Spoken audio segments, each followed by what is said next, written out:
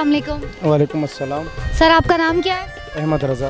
कहाँ से आए हैं सर आप? पेशावर से आए हैं। अच्छा पेशावर से आए हैं, तो यहाँ घूमने फिरने आए हैं? जी बिल्कुल, घूमने फिरने आए। छुट्टियों के दिन स्टार्ट हो गए हैं, बस हमने कहा चले पेशावर ऐसे भी लॉकडाउन लग गया, हमने कहा कर्फ्यू लगे तो हमने कहा छुट्टियाँ ज़रा मना लेंगे।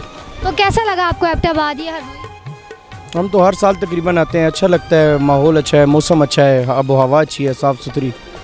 पेशावर की गर्द आलूद माहौल से ज़रा सुकून के लिए साइड पर आ जाते हैं।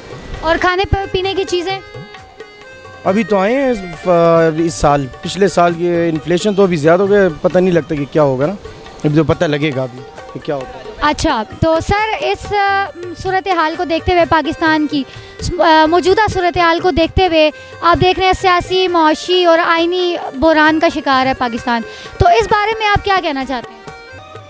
इस बारे में यही कहना चाहते हैं कि अभी 1 साल है, अभी इंतज़ार करेंगे। हम तो चाहते हैं कि जो भी गवर्नमेंट है, लेकिन हर गवर्नमेंट अपना टेन्योर पूरा करे। 5 साल है जो आइनी असम्बली है, उसके 5 साल पूरे होने चाहिए हर सूरत, चाहे वो पीटीआई की गवर्नमेंट पूरी करे या नून लीग की पूरे के लिए, लेकिन 5 साल जो असम्बली की टेन्योर है वो कंप्लीट होना चाहिए, पूरा होना चाहिए। इससे आइनी बहरान नहीं पैदा होगा और तमाम इदारों को अपनी हद में रहकर आइन की खिलाफ वर्जी नहीं करनी चाहिए। सर प्रीवियस गवर्नमेंट थी, वो तो अपनी मुद्दत पूरी ना कर सकी, लेकिन गवर्नमेंट की मुद्दत की बात नहीं है, असम्बली की मुद्दत की बात है। जो इलेक्शंस होते हैं 5 साल के लिए, असम्बली के इलेक्शंस होते हैं, गवर्नमेंट के इलेक्शन नहीं होते। गवर्नमेंट जो होते हैं वो बदलती रहती हैं, लेकिन असम्बली 5 साल पूरी करे हर सूरत, मेन चीज़ ये होती है। सर जैसा कि आपने कहा कि असम्बलियों को अपनी मुद्दत पूरी करनी चाहिए, तो आपकी नज़र में फिर इलेक्शन जल्द से जल्द ना हो? नहीं, इलेक्शन अपने टाइम पर होने चाहिए।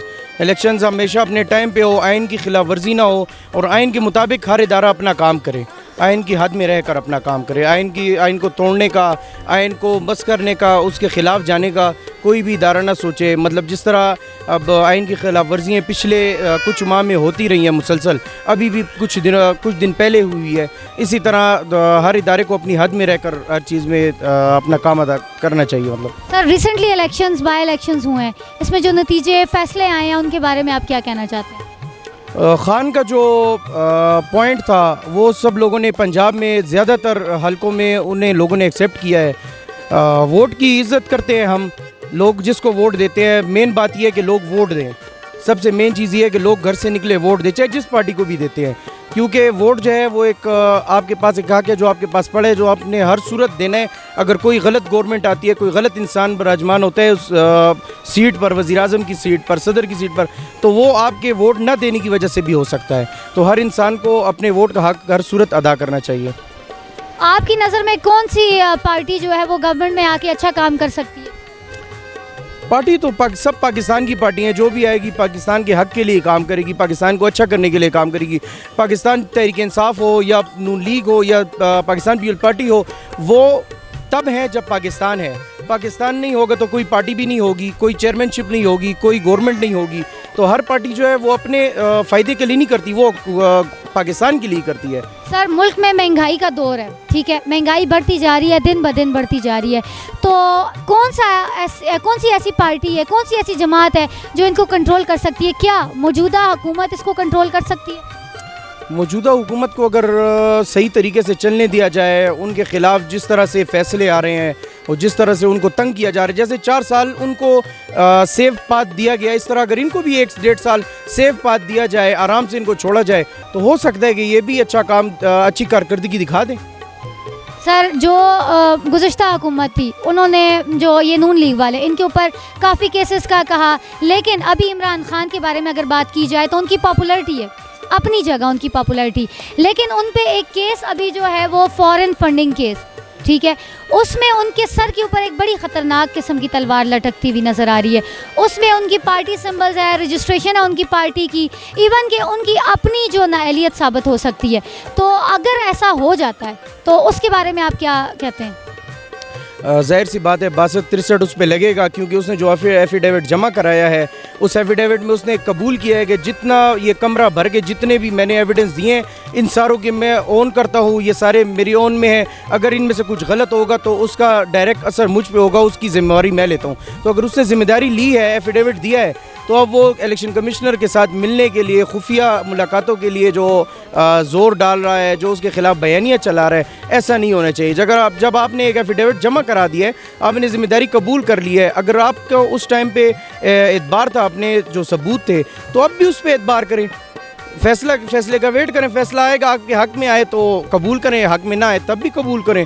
जिस तरह नवाज शरीफ के ख़िलाफ़ 62-63 का फैसला आया, इस तरह इसके ख़िलाफ़ भी आ जाएगा, पता लग जाएगा कि क्या होता है। उनकी भी तो सियासत ख़त्म नहीं हुई।